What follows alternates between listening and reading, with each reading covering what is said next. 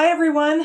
I am author AJ Park, and I have a real treat today. We have the great opportunity to talk to author Kristina Gruell, and we've already had a really fun time chatting before we started and hit record here, but we're like, stop. We got to share this with everybody. So you have had lots of amazing experiences in your life that we talked about a little, and you've got 6 amazing books out. And so tell us a little bit more about you when you're writing.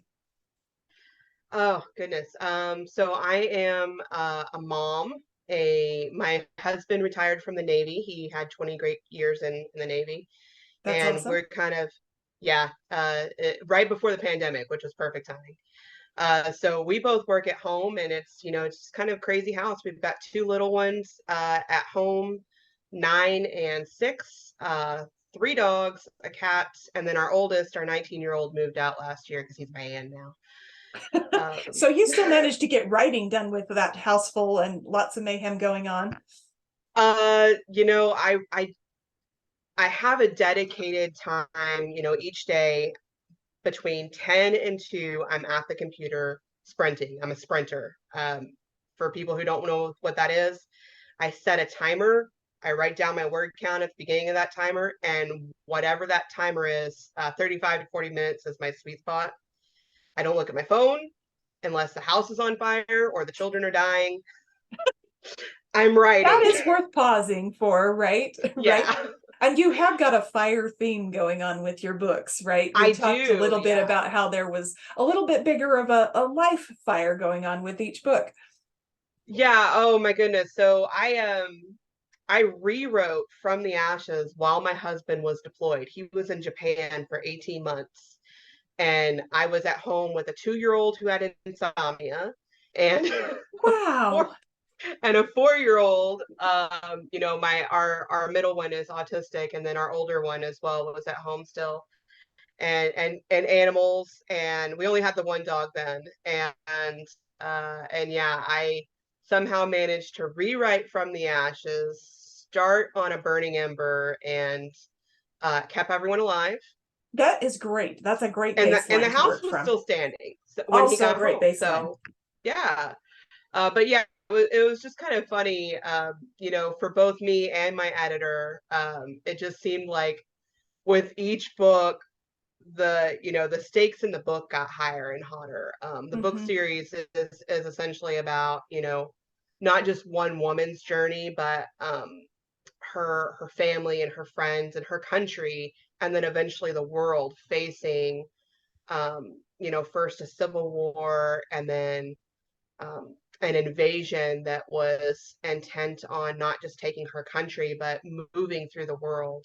And then eventually, we find out that there's been hundreds of years of planning going into taking our world, Redalon, from its caretakers. So one god Wow. and goddess pitted against another god and goddess. So you do All up the stakes every time. That's really good. every Everybody loves every that as time. readers. You Yeah. can't you can't go down after the first book. That's a mistake. No. And I mean, I do, there are moments of levity. You can't just have it all dark and broody, so there's moments of levity. Right. And Does it turn out all right in the end? Do we dare ask that on behalf of everybody? it does. I Oh, did that's good. promise my readers that, from the beginning, that there were only 6 safe characters that I knew from book 1 were going to be alive at the end of book 5. Don't you Um, hate when you walk into a scene and you realize you're wearing a red shirt, right? You're like, oh yes, no, I'm yes. gonna die. Yeah, there, but there's something that is prevalent in the books is it's reincarnation. So Oh, just nice. because this life ends does not mean that there's not a future. And there is a space between time where we dwell between lives, and we eventually get to see that place. So just because someone dies in the physical plane doesn't mean that we won't get to see them again on the spiritual plane. So that's So cool. So you've kind of yeah, connected that all so in with your work. yeah, so it's there's hope no matter how bad things are, there's always hope. And that's That's good. a theme that I have lived in my life and that I wanted in my books, That's even though I do awesome. some really mean things to my characters. Oh, it's an occupational hazard as a writer, right? We just have to be really sometimes unpleasant to our Oh, I characters. got called so many bad names by my editor and my alpha readers at the like Oh as they dear. were reading. Like, oh, They're going down the I road had to of turn how off could you? messages at one point because they were really mad at me. Oh, I hope you pulled it together in the end, right? And were they okay in I the end? Yeah, I did. By the time they got to the epilogue and we we kind of saw the aftermath of the battle, everyone was really at peace and excited. They want to know when they're getting their hands on the next book. So, That's awesome. So who's the ideal audience for your work? uh, you know, I've had my audience kind of grow organically for some crazy places. I've been The Wheel of Time and Brandon Sanderson's works have been really influential on me. Mm-hmm. And I had some of my books shared in one of like Brandon Sanderson's subgroups where he deals with a lot of mental health issues in his series. I don't know if you're familiar with him. I Um, haven't read all his stuff, but I've read some of it. how I'm can you? totally He getting puts there. them out so fast. And they're all so big. I'm like, wait, They are. I'm Like getting there, I I have promise.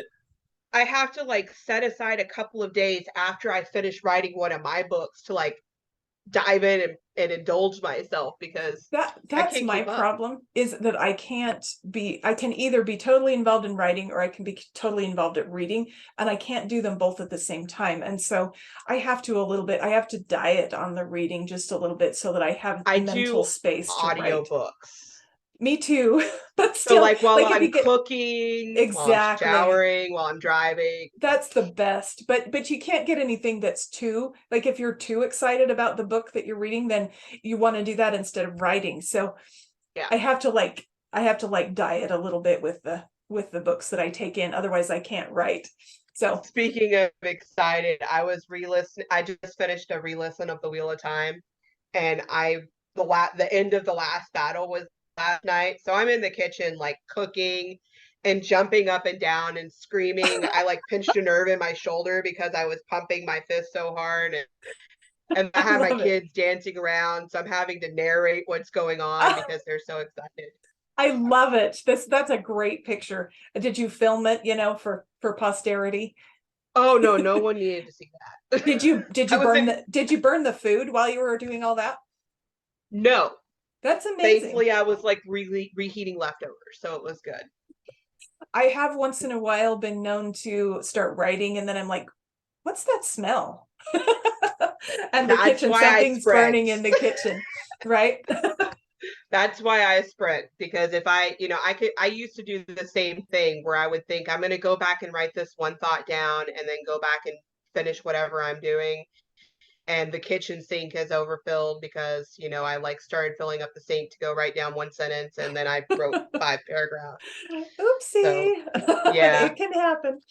Oh, that's yeah. awesome. Well, it has been so fun to talk to you. We're excited to like learn more about your books and get a chance to take a read. And we'll include with this video so everybody can find where to reach you and how to get a hold of your books and take a peek and enjoy the burning angst, right? Yes. Well, awesome. Well, thank you. Do you have anything else you want to say as a wrap up to Oh, put you you on the caught me off spot? guard. Okay, You did. You put me on.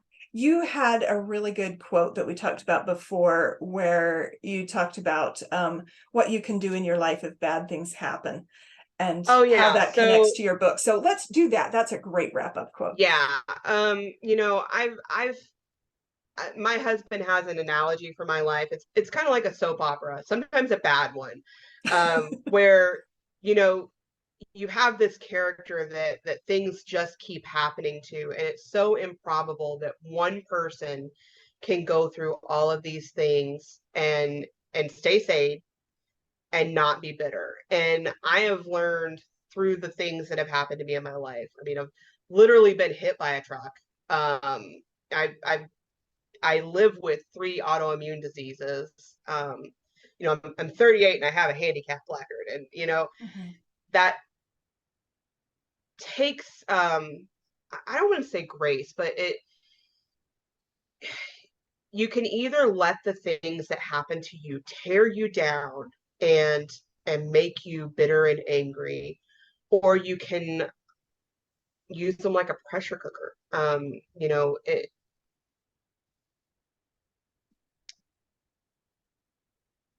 It can change you in fundamental ways that are positive. It can bring out your strengths. It can bring out, your compassion for others, because of what I've been through. I have so much compassion and understanding for others when they're having a bad day. It's changed my whole outlook on life.